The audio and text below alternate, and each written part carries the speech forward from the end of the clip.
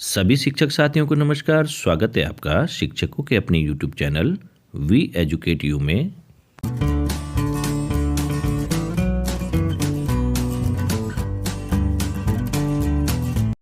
उत्तराखंड राज्य के समस्त राजकीय प्राथमिक, जूनियर, माध्यमिक व अशासकीय विद्यालयों में अध्ययनरत छात्र छात्राओं की मासिक परीक्षाओं की ऑनलाइन फीडिंग का कार्य एजुकेशन पोर्टल पर स्टार्ट हो गया है, परंतु इस बार ऑनलाइन फीडिंग का कार्य थोड़ा भिन्न है। तो आज के वीडियो में हम यही जानेंगे कि प्राथमिक विद्यालयों में अध्ययनरत छात्र छात्राओं की मासिक परीक्षाओं की ऑनलाइन फीडिंग का कार्य आप किस प्रकार से कर सकते हैं।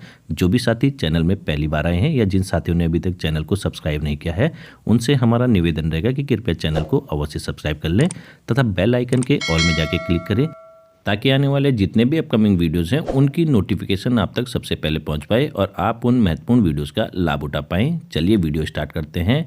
एजुकेशन पोर्टल पर छात्र छात्राओं के मासिक अंकों की फीडिंग के लिए सबसे पहले आपको अपने मोबाइल फ़ोन के गूगल क्रोम ब्राउज़र के सर्च बार में टाइप करना होगा educationportal.uk.gov.in। जैसे आप इसको सर्च करते हैं आप पे कई विकल्प आ जाते हैं, तो सबसे पहला विकल्प जो है एजुकेशन पोर्टल यूके, उसमें आप क्लिक कर देते हैं। तो जैसे आप क्लिक करते हैं यहाँ नया इंटरफेस खुलेगा और बाईं तरफ आपसे लॉगिन हियर का ऑप्शन पूछा जाता है, तो आपको लॉगिन हियर में क्लिक कर देना है। अब जब आप लॉगिन हियर में क्लिक करते हैं तो यहाँ नई विंडो खुलती है। इसमें आपकी लॉगिन की डिटेल्स पूछी जाती है। यूजर आईडी के रूप में आप अपने विद्यालय की पोर्टल आईडी भर देंगे। पासवर्ड जो विगत वर्षों से आप यूज़ कर रहे हैं, यूनिट का चयन करके आप कैप्चा कोड भर के इसको एंटर कर देंगे। जैसे आप लॉगिन हियर करते हैं आपके विद्यालय का लॉगिन एजुकेशन पोर्टल की वेबसाइट पे हो जाता है। तो यहाँ पर अब आप देखेंगे कि आपके विद्यालय की डिटेल भी आ जाती है और बाईं तरफ आपको कई विकल्प दिखाई दे जाते हैं। इन्हीं में एक विकल्प आपको इनरोलमेंट का दिखाई दे जाएगा। तो सबसे पहले आपको इनरोलमेंट में क्लिक कर देना है। जैसे आप इनरोलमेंट में क्लिक करते हैं यहाँ दो विकल्प और आ जाते हैं, सब्जेक्ट इनरोलमेंट क्लास वाइज और स्टूडेंट सब्जेक्ट इनरोलमेंट। तो सबसे पहला कार्य आपका है सब्जेक्ट इनरोलमेंट क्लास वाइज। इसका मीनिंग ये है कि आपको प्रत्येक कक्षा में सब्जेक्ट को यहाँ पर ऐड करना होता है।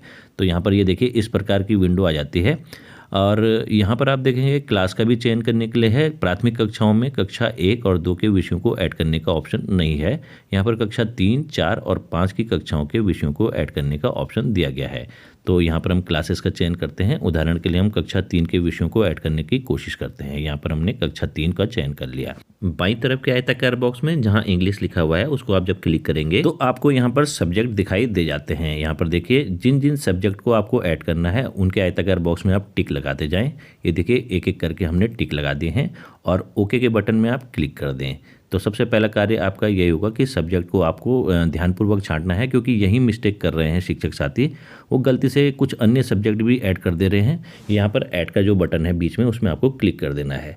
तो जैसे आप ऐड के बटन में क्लिक करते हैं जो दाईं तरफ का आयताकार बॉक्स है जहाँ 0 सेलेक्टेड लिखा हुआ है उसमें जब आप क्लिक करेंगे तो यहाँ पर ये देखिए पूरे 5 सब्जेक्ट यहाँ पर ऐड हो गए हैं। तो इसको आप ओके कर दें।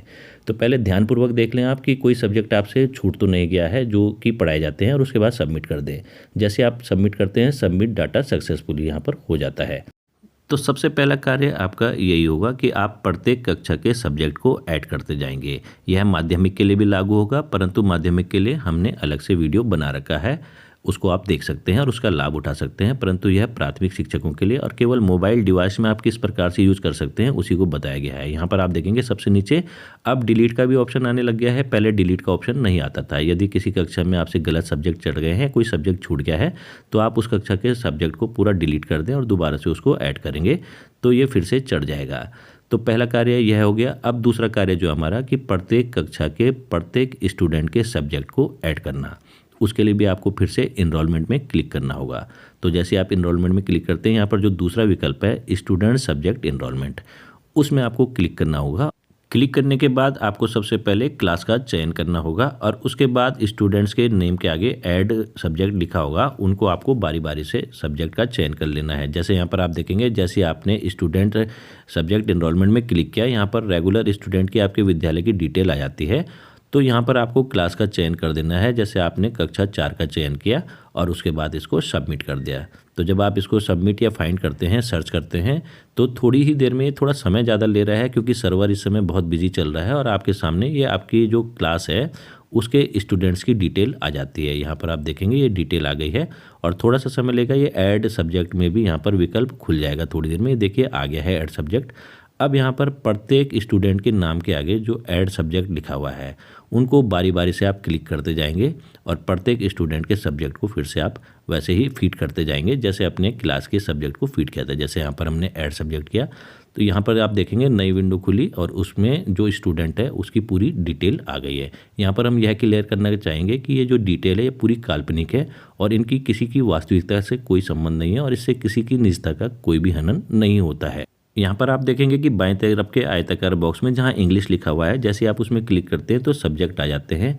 तो जो सब्जेक्ट आपको ऐड करने हैं उनका चयन कर लें आयताकार बॉक्स में टिक करके और बीच में यहाँ पर जो ऐड लिखा हुआ है उसमें आपको क्लिक कर देना है। तो जैसे आप इसमें ऐड के बटन में क्लिक करते हैं ये सब्जेक्ट यहाँ पर दाईं तरफ के आयताकार बॉक्स में ऐड हो जाते हैं। अब आप यहाँ पर देखेंगे इसको क्लिक करेंगे दाईं तरफ के आयताकार बॉक्स में तो ये पूरे के पूरे सब्जेक्ट यहाँ पर आ गए हैं।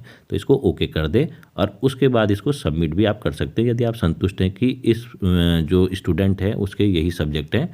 अब यदि गलती से आपसे उर्दू सब्जेक्ट यदि आपके यहाँ नहीं पढ़ाया जाता, आपके यहाँ विषय नहीं है कक्षा 3 में या 4 में उर्दू विषय, परंतु यहाँ गलती से फीड हो गया है दाईं तरफ, तो फिर से आप दाईं तरफ के आयताकार बॉक्स में टिक करें, उर्दू सब्जेक्ट को सेलेक्ट करें और ये रिमूव के बटन को क्लिक कर दें।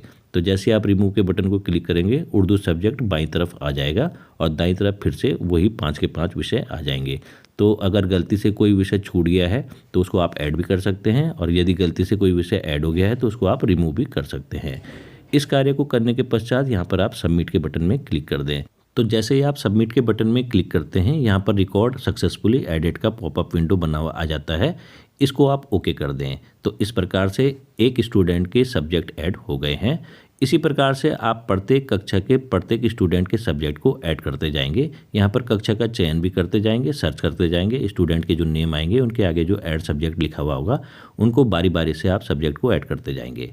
तो जब आप एक क्लास के पूरे स्टूडेंट्स के जो सब्जेक्ट को ऐड कर देंगे तो आपके सामने कुछ इस प्रकार का इंटरफेस आएगा और आपको ये डिटेल इस प्रकार से दिखाई दे जाएगी, रिकॉर्ड एडेड। तो क्योंकि इस कक्षा में 4 ही छात्र छात्राएं थी तो इनके रिकॉर्ड एडेड हो गया, परंतु इसमें एक कमी यह है कि अभी रिकॉर्ड एडेड के सामने इसमें एडिट का ऑप्शन भी आना चाहिए, क्योंकि कई साथियों की परीक्षा है कि उनसे गलत सब्जेक्ट ऐड हो गए हैं परंतु अब इसका कोई विकल्प उन्हें नहीं सुझाई दे रहा है। इन 2 स्टेप को करने के बाद जो हमारा तीसरा कार्य होगा, तीसरा स्टेप होगा वो मंथली असेसमेंट में जाना होगा और यहाँ पर टीचर्स फॉर सब्जेक्ट का चयन करना होगा। टीचर्स फॉर सब्जेक्ट में यह होगा कि आपने जिस कक्षा में जिस विषय को जो शिक्षक साथी पढ़ाते हैं उनकी यहाँ पर डिटेल आपको फीड करनी होगी। तो यहाँ पर आप देख सकते हैं इसमें 2 विकल्प दे रखे हैं मंथली असेसमेंट में, परंतु आपको सबसे पहले टीचर सब्जेक्ट का चयन करना है। तो जैसे हम टीचर फॉर सब्जेक्ट में क्लिक करते हैं यहाँ पर मंथली असेसमेंट 2022-23 पूछा जाता है और यहाँ पर आप देखेंगे सेलेक्ट मंथ। तो मंथ में यहाँ जैसे 2022-11 लिखा हुआ, 2022 का मीनिंग होता है नवंबर का महीना 2022। इसी प्रकार आप पहले महीनों का चयन कर लेंगे। तो यहाँ पर हम जैसे 7वां महीना यानी कि जुलाई का महीना चयन कर लेते हैं और कक्षा 4 का चयन करके इसको सर्च कर लेते हैं। देखिए सर्च करने में ये थोड़ा टाइम ले रहा है, इसमें आपके नेटवर्क की कमी नहीं है या सर्वर बिजी है इसीलिए यह टाइम ले रहा है। कई साथी सोचते हैं कि उनके नेटवर्क में कमी है, परंतु उनके नेटवर्क में कोई कमी नहीं है। यहाँ पर ये नई विंडो खुल जाएगी, इसमें देखेंगे आप सब्जेक्ट दे रखे हैं। उसके बाद दूसरे कॉलम में यहाँ पर इनरोलमेंट इन सब्जेक्ट दे रखे हैं, टोटल 4 स्टूडेंट हैं और टीचर्स नेम दे रखे हैं, टीचर्स का स्टेटस दे रखा है कि टीचर का स्टेटस क्या है। अब मान लिया हमने यहाँ पर इंग्लिश सब्जेक्ट को पढ़ाने वाले अध्यापक साथी का चयन किया है, तो असिस्टेंट टीचर यहाँ पर साइंस दे रखा है इनका नाम। परंतु जब हम टीचर स्टेटस में जाएंगे तो यहाँ पर हम देखेंगे कि इसमें कई ऑप्शंस हैं। तो यहाँ पर आप अरेंजमेंट विद इन स्कूल का चयन कर लेंगे या फिर सबके सब में अपॉइंटेड फॉर दिस सब्जेक्ट का चयन कर लेंगे, क्योंकि प्राथमिक शिक्षा में जो शिक्षक साथी हैं उनको पूरे विषय पढ़ाने पड़ते हैं, जबकि ऐसा नहीं होना चाहिए था। प्रत्येक विषय के लिए अलग अलग सब्जेक्ट टीचर प्राथमिक शिक्षा में भी नियुक्त किए जाने चाहिए और शासन प्रशासन को इस ओर ध्यान देना चाहिए। तो फिलहाल यहाँ पर एजुकेशन पोर्टल पर ऑनलाइन फीडिंग के कार्य करने के लिए यहाँ पर अरेंजमेंट विद इन स्कूल का चयन आप करते जाएंगे और आप चाहें तो इसमें अपॉइंटेड फॉर दिस सब्जेक्ट का भी चयन कर सकते हैं, लेकिन प्रत्येक स्टेटस में आपको फिर वही लिखना होगा। ये देखिए आप यहाँ पर हम जैसे एक एक करके अरेंजमेंट विद इन स्कूल लिख रहे हैं। जितने भी सब्जेक्ट हैं अलग अलग शिक्षक साथी इनको पढ़ा रहे हैं। 2 अध्यापक इस विद्यालय में हैं और दोनों इनको पढ़ा रहे हैं अलग अलग सब्जेक्ट। तो यहाँ पर हम देखेंगे इनको इस प्रकार से आप लिखते जाएंगे और ये स्टेटस यहाँ पर कंप्लीट हो जाएगा। उसके बाद आप प्रीव्यू में देख सकते हैं कि ये आपके द्वारा भरी गई डिटेल यदि सही है तो अब आप प्रीव्यू के बटन में क्लिक कर देंगे। देखिए सबके सब अरेंजमेंट विद इन स्कूल लिखा गया है, या फिर अपॉइंटेड फॉर दिस सब्जेक्ट लिखेंगे तो सारा का सारा स्टेटस आपको वही चयन करना होगा, अपॉइंटेड फॉर दिस सब्जेक्ट।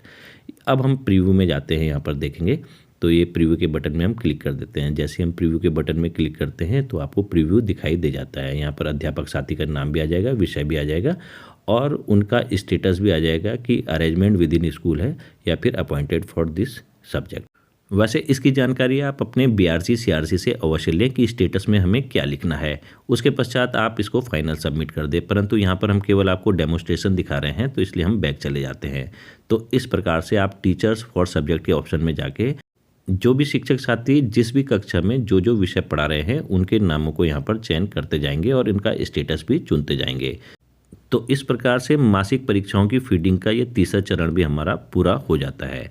अब इसके बाद चौथा और अंतिम चरण में हम आते हैं। मंथली असेसमेंट पे आपको फिर से क्लिक करना है और यहाँ पर स्टूडेंट डाटा एंट्री फॉर्म में आपको क्लिक कर देना है। अब ये फाइनल चरण है हमारा, जो फाइनल स्टेप है। तो यहाँ पर आप देखेंगे एक नई विंडो खुली, उसमें यहाँ पर फिर से वही पूछा गया है। तो यहाँ पर आपको मंथ और जो भी उसका ईयर है उसका सिलेक्शन कर देना है। हमने जुलाई 2022 चुन लिया और यहाँ पर कक्षा का हम चयन कर देते हैं। हम उदाहरण के लिए कक्षा 4 का चयन कर देते हैं और इसको सर्च कर देते हैं। तो जैसे ही हम इसको सर्च करते हैं आपके पास यहाँ पर इस प्रकार का इंटरफेस आ जाएगा और प्रत्येक छात्र का यहाँ पर नाम आ जाएगा। ये नाम सभी काल्पनिक है, केवल डेमोस्ट्रेशन के माध्यम से हम आपको यहाँ पर दिखा रहे हैं।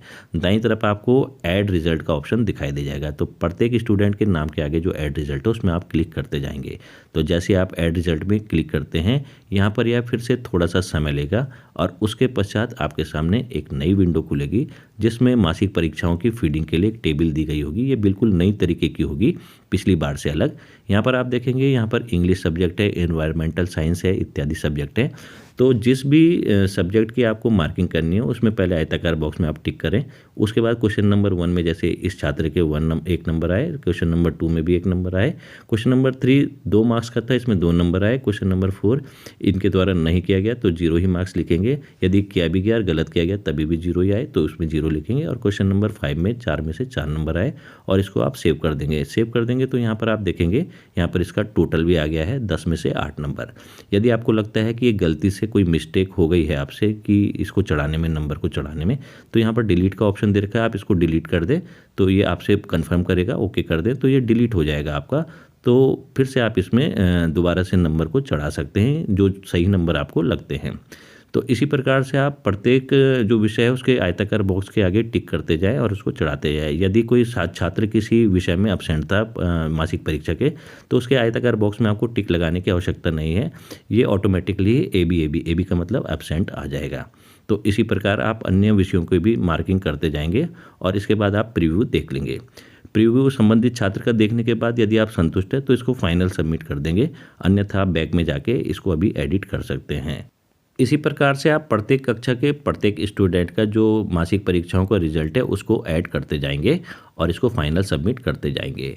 इस वीडियो में दी गई जानकारी यदि आपके लिए लाभकारी साबित होती है तो कृपया वीडियो को अधिक से अधिक लाइक एवं शेयर करें तथा चैनल को सब्सक्राइब करना बिल्कुल भी ना भूलें, क्योंकि यह शिक्षक साथियों का अपना ही चैनल है तथा समय समय पर इस चैनल के माध्यम से आपको विभाग से संबंधित अन्य जानकारियाँ भी दिए जाने का प्रयास किया जाता रहता है। धन्यवाद।